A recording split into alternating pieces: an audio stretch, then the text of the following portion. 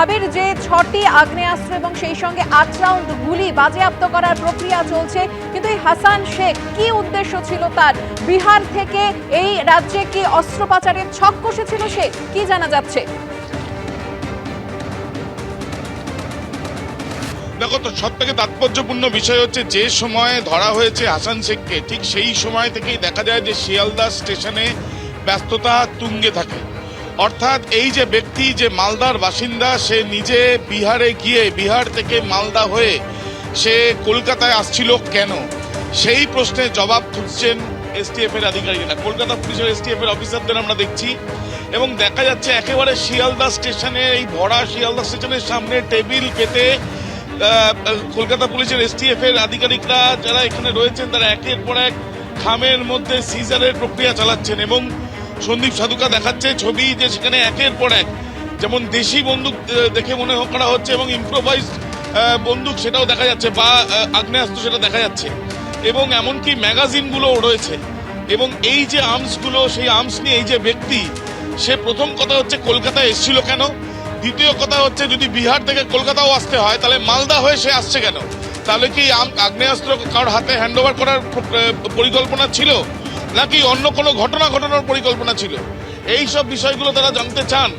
এর আগে আমরা দেখেছি যে এই আগ্নেয়াস্ত্র উদ্ধারের ঘটনা বৈঠকখানা বাজার থেকে হয়েছে, সেখানে আগ্নেয়াস্ত্র বেশ কিছু উদ্ধার হয়। এমনকি ভিন রাজ্য থেকে এসে এক ব্যক্তি এখানে ডাকাতির ছক ছিল সেই সুরেন্দ্রনাথ কলেজের সামনে থেকে, সেখান থেকে সে ধরা পড়ে। ধর্মতলা মোড়ে সেখান থেকে জাল নোট সহ ধরা পড়েছিল। সেই ক্ষেত্রেও যে জায়গায় ধরা পড়েছিল সেখানে বসেই এসটিএফ এর আধিকারিকরা তারা সেখানে সিজারের প্রক্রিয়া চালিয়েছিলেন। কিন্তু এখন দেখার বিষয়, এই ব্যক্তি কি একাই আসছিল, নাকি এর সঙ্গে আরো বেশ কিছু ব্যক্তি ছিল, তারা এই ঘটনার পরে এখান থেকে পালিয়ে যায়, এই বিষয়গুলো তারা দেখতে চান, তারা জানতে চান, এবং সেই জন্য এই ব্যক্তিকে ইতিমধ্যে গ্রেপ্তার করা হয়েছে আমরা দেখতে পাচ্ছি, এবং অ্যারেস্ট মেমো তৈরি করা হচ্ছে। তার সাথে সাথে এখানে যে আগ্নেয়াস্ত্রগুলো উদ্ধার হয়েছে, সেই আগ্নেয়াস্ত্রগুলো যে ব্যাগ থেকে উদ্ধার হয়েছে, সেই ব্যাগটা থরলি চেক করা হয়েছে। এখন যেটা প্রশ্ন হচ্ছে সেটা হচ্ছে এই ভরা শিয়ালদা স্টেশন, যেখানে সন্দীপ সাধুকাকে একবার বলবো এই ডান দিকের ছবিটাও দেখানোর জন্য, প্রচুর মানুষ এখানে। এই যে মানুষ, এটা শুধুমাত্র আজকের জন্য নয়, প্রত্যেকটা দিন এরকমই ছবি থাকে সকাল থেকে শিয়ালদা স্টেশনে। এই ভরা শিয়ালদা স্টেশনে আগ্নেয়াস্ত্র নিয়ে, এতগুলো আগ্নেয়াস্ত্র নিয়ে এই ব্যক্তি আসছিল কেন, তার উদ্দেশ্য কি ছিল? সে বিহার থেকে কলকাতায় আসতে হলে সরাসরি আসতে পারতো, সে মালদা হয়ে এলো কেন? তাহলে কি কোনো না কোনোভাবে মালদাতে কারোর কাছ থেকে সেই আগ্নেয়াস্ত্রটা সে আগে থেকে নিয়েছে? কিন্তু তদন্তকারীরা যেটা মনে করছেন যেগুলো বিহারেই তৈরি হয়েছে, এমনটাই অনুমান প্রাথমিকভাবে দেখে যেটা মনে করা হচ্ছে। সেই বিষয়টা বিস্তারিত জানার জন্য তাকে জিজ্ঞাসাবাদের প্রয়োজনীয়তা রয়েছে।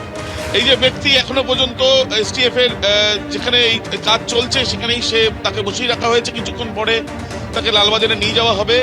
এবং চাঞ্চল্যকর বিষয় হচ্ছে যে এই যে পরিস্থিতি, এই যে গ্রেপ্তারি বা সিজারের প্রক্রিয়া চলছে, সেটা একেবারে শিয়ালদা স্টেশনের সামনে। সে কি একা ছিল না একাধিক ব্যক্তি তার সঙ্গে রয়েছে, সেটা জানতে চান তদন্তকারীরা। সেই জন্যই তাকে আজকে আদালতে পেশ করে হেফাজতে চাইতে পারে এসটিএফ এর গোয়েন্দারা। ধন্যবাদ আবির।